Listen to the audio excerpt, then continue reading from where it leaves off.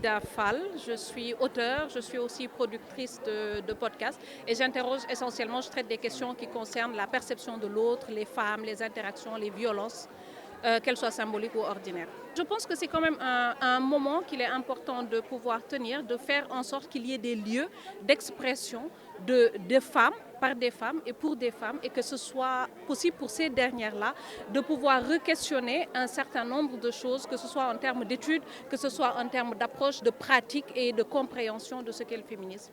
Alors ce dimanche, en fait, il y aura plusieurs événements parmi lesquels il y a un Wartan qui est prévu.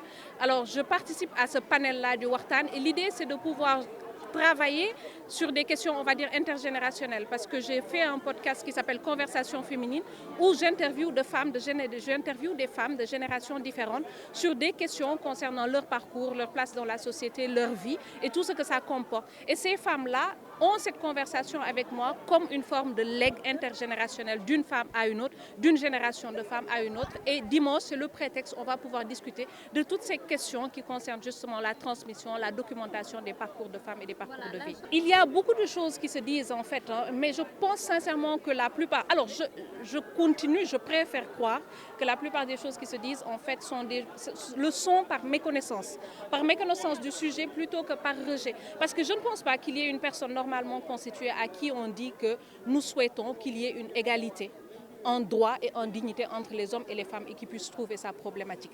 À partir de ce moment-là, il est tout à fait possible de pouvoir ouvrir les questions, de pouvoir en discuter et de pouvoir avancer là-dessus.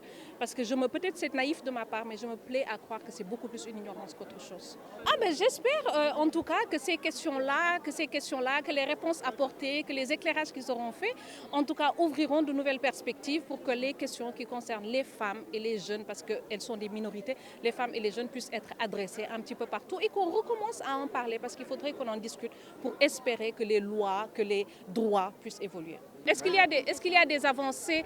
Oui, il y en a toujours, il y a un pas, mais à chaque fois qu'il y a un pas, on peut constater en fait qu'il peut y avoir 10 pas de recul par rapport à ça. Et typiquement, les combats que nous menons sont des combats qui concernent nos droits, qui concernent encore une fois l'égalité, que ce soit en dignité et en droit. Voilà.